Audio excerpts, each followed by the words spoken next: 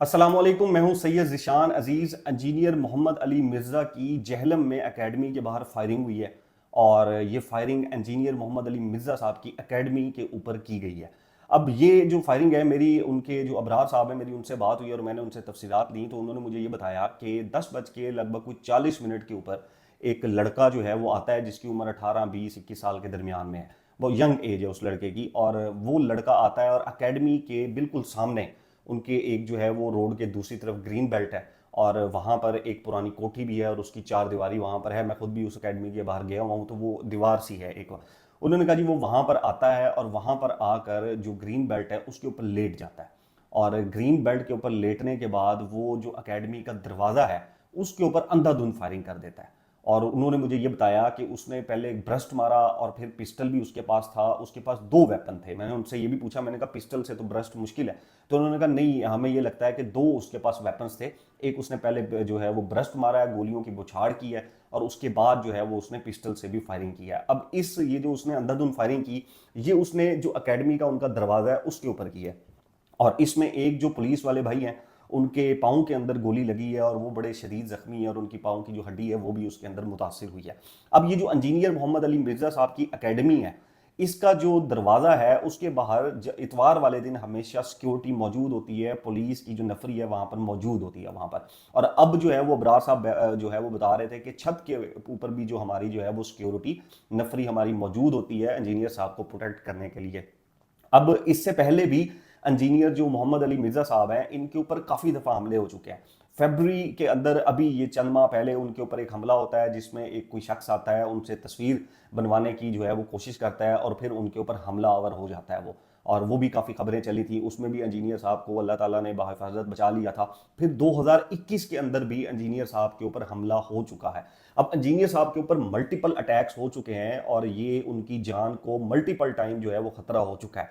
अब ये जो शख्स है, इसके बारे में मैंने अबरार साहब से पूछा, मैंने कहा ये क्या सिचुएशन क्या लगती है, तो मेरी जो उनसे बात हुई वो इस तरह की सिचुएशन है कि ये शख्स जो है वो मुबैना तौर पर ये इंजीनियर मोहम्मद अली मिर्ज़ा साहब के ऊपर हमला करना चाहता था, उनको नुकसान पहुंचाना चाहता था। लेकिन ये जब आया होगा, इसने ये देखा कि बाहर पुलिस की सिक्योरिटी मौजूद है और पुलिस की नफरी बाहर मौजूद है, ऊपर भी पुलिस की नफरी मौजूद है। जाहिर है इसने इधर उधर काफ़ी टाइम इसने देखा होगा कि शायद पुलिस की नफरी अब चली जाए, शायद अब चली जाए। और 10 बज के 40 मिनट जो है वो ऐसा टाइम है कि जब लोग मिर्ज़ा साहब की क्लास लेने आ रहे होते हैं, उनका जो लेक्चर है वो सुनने आ रहे होते हैं, और ये सिर्फ संडे वाले दिन आते हैं। बाकी जो दिन है वो एकेडमी बंद रहती है। अब 8 बजे से ये रश जो है वो सुबह 8 बजे से भी गालबन पहले से ये रश शुरू हो जाता है और लोग लगातार आते रहते हैं। जिस दिन मैं इंटरव्यू देने गया था उस दिन लोग 12 बजे तक वहाँ पर बड़ी तादाद वहाँ पर मौजूद थी और लोग उनका जो लेक्चर है सुनने वो आ रहे थे।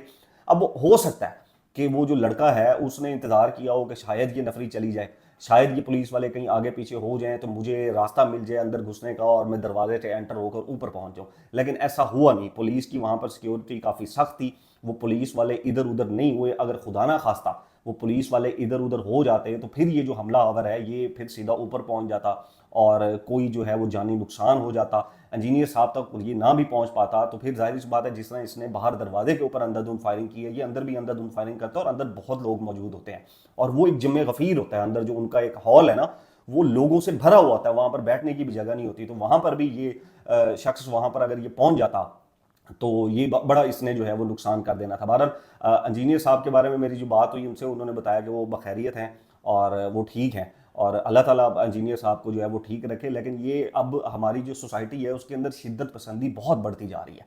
अभी उससे चंद दिन पहले भी एक कातलाना हमला हुआ आलम के ऊपर और इंजीनियर साहब के ऊपर भी ये मल्टीपल अटैक्स हो चुके हैं। अभी फरवरी के बाद ये अभी 2 मंथ मुश्किल से गुजरे हैं और दोबारा उनके ऊपर जो है वो ये अटैक हुआ। और इस दफ़ा ये जो अटैक है ये खौफनाक किस्म का अटैक है। ये कोई मामूली अटैक नहीं है कि एक लड़का 18 से 21 साल की उम्र का आता है और वो आकर अंधाधुंध फायरिंग जो है वो शुरू कर देता है वहाँ पर पुलिस वालों को देख के और कोशिश करता है कि अंदर मैं किसी तरीके से इनको मार के चला जाऊं, या पहले इंतजार करता है कि किसी तरीके से कोई मेरी बात बन जाए और मैं जाकर वहाँ पर नुकसान पहुंचा दूं। बहरहाल ये पुलिस को भी ये क्रेडिट जाता है कि वो वहाँ पर जो नफरी मौजूद थी उन्होंने वो बड़ी जो है वो वहाँ पर एक्टिव थी। वो कोई लेजी नफरी नहीं थी जिस तरह होते हैं पुलिस वाले, कभी इधर चले गए कभी उधर चले गए, लेकिन ऐसा नहीं था। वो वहाँ पर मौजूद थे और लोगों की चेकिंग भी हो रही थी, सब कुछ हो रहा था, जिस वजह से वो शख्स अंदर नहीं जा सका।